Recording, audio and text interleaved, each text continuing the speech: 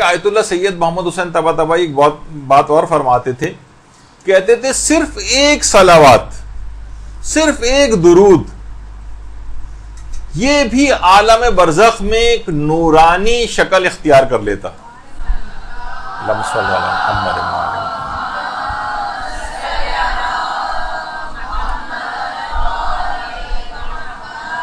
یہی وجہ کہ پیغمبر فرماتے تھے جو ایک مرتبہ مجھ پر درود بھیجے گا، خدا روز قیامت اس کے اوپر نیچے دائیں بائیں ہر طرف سے یہ نور اس کو گھیر لے گا اور اس کو نورانی بنا دے گا. صلی اللہ علیہ محمد و علی محمد.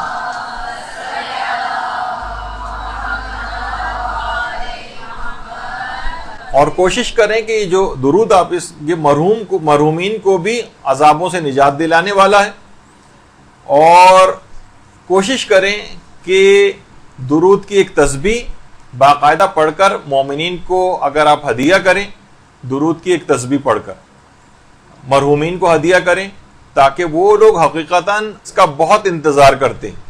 اور عام زندگی اور مشکلات اور پریشانیوں کے لیے بھی آیت اللہ سید محمد حسین طباطبائی فرماتے تھے کہ جب بھی مشکلات اور پریشانیوں میں گرفتار ہو جاؤ تو درود کا ایک سیلاب روانہ کرو. وہ سیلاب اس طرح سے ہوگا کہ تمام تمہاری مشکلات اور پریشانیوں کو بہا کر لے جائے گا. اچھا، یہ بات بھی آئی ہے کہ خود کو لے کر پیغمبر اسلام کی خدمت میں لے کر جاتے ہیں، پیغمبر اسلام کی خدمت میں لے کر جاتے ہیں. اللہم صلی علی محمد و علی محمد.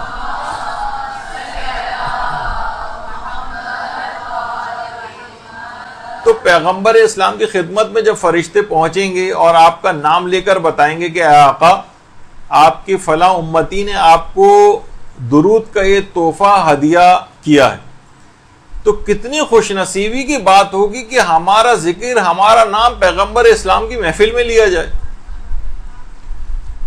ہمارا نام ان کی سماعتوں سے ٹکرائے. تو وہ کریم اس ہدیے کو پا کر نہ جانے کیا کیا کچھ عطا فرما دیں گے.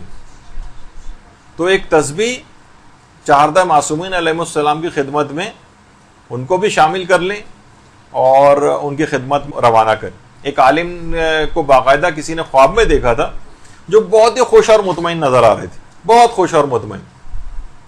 ان سے پوچھا کہ آپ کے ساتھ کیا ہوا، یعنی پروردگار نے آپ کے ساتھ مرنے کے بعد کیا سلوک کیا؟ کہا کہ ایک عمل کی وجہ سے میری بڑی آسانی کے ساتھ بخشش ہو گئی، وہ یہ کہ جب بھی میں کوئی کتاب لکھتا تھا تو اس میں جہاں پیغمبر اسلام کا نام آتا تھا وہاں ان کے نام اسم گرامی کے ساتھ میں پورا درود اپنے ہاتھ سے لکھا کرتا تھا، اس عمل کی وجہ سے. اللہم صلی علی محمد.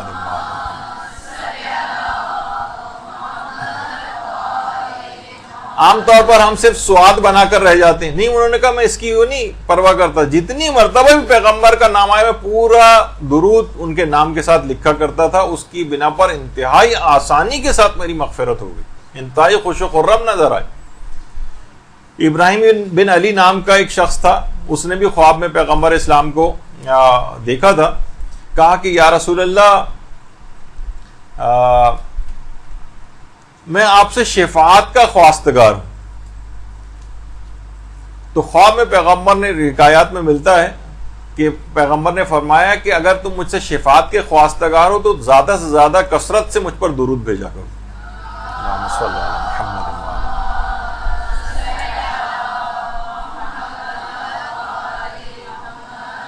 جیسے بہت سی روایات میں ملتا ہے کہ حضرت ابو ذر غفاری کے متعلق کہ جبریل ایک دفعہ پیغمبر اسلام کی خدمت میں آئے اور اسی وقت مسجد میں حضرت ابو ذر داخل ہو رہے تھے. کہا یا رسول اللہ، یہ ابو ذر. پیغمبر نے کہا آپ ان سے واقف ہیں؟ کہا ہاں یا رسول اللہ، زمین والوں سے زیادہ آسمان والے ابو ذر سے واقف ہیں. پھر اس کے بعد کہا کہ یا رسول اللہ، 3 اعمال کی بنا پر ان کی شہرت آسمانوں میں بہت زیادہ ہے. نمبر 1 تو یہ، پہلی بات تو یہ کہ عاجزی اور انکساری کا بہت اظہار کرتے ہیں، یعنی اتنے فضیلتوں کا حامل ہونے کے باوجود جو ہے 9 درجے 10 درجے ہیں، 10ویں پہ تو سلمان ہیں، 9ویں پر ابو ذر ہیں، لیکن اس کے باوجود بھی عاجزی اور انکساری کا بہت اظہار کرتے ہیں. دوسری چیز یہ ہے کہ کثرت سے سورہ اخلاص کی تلاوت کرتے ہیں، اور تیسری چیز یہ کہ کثرت سے درود کی تلاوت کرتے ہیں. اللہم صل علی محمد وعلی محمد.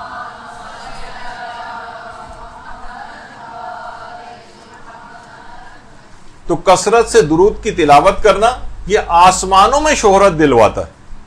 زمین والوں سے زیادہ آسمان والے جو ہے ان سے واقف تھے. یہ وجہ ہے کہ آیت اللہ بہجت کہتے تھے کہ ایک مرتبہ ایک محب امام زمانہ کی خدمت میں حاضر ہوئے تھے. اللہم صل علی محمد وعلی محمد.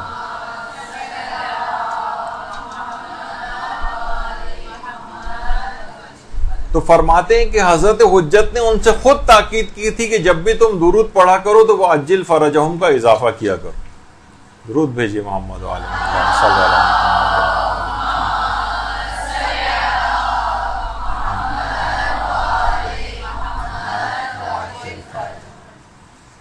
تو آیت اللہ بہجت نے نکتہ ہائے ناب کے نام سے جو کتاب بھی ہے ان کی، اس کے اندر بڑی اچھی بات کہی ہے کہ اگر کوئی شخص درود کو بھول کر دعاؤں وغیرہ کے اندر مشغول ہو جائے، وہ ایسا ہی ہے جیسے دریا اور سمندر کو چھوڑ کر حوض یا نالی میں مصروف ہو جائے کوئی اس کی تلاش میں. یعنی اگر کوئی شخص بلکہ اپنی دعائیں فراموش کر دے اور درود پڑھتا رہے تو وہ درود کا پڑھنا کہیں زیادہ بہتر اس کی دل کی خواہشات کو پورا کروا دے گا. انہوں نے کہا کہ ایسے ہی درود کو بھولا ہوا ہے اور دعائیں مانگ رہا ہے، ایسے ہی جیسے سمندر کو چھوڑ کر حوض اور نالی وغیرہ کی تلاش میں لگا ہوا ہے.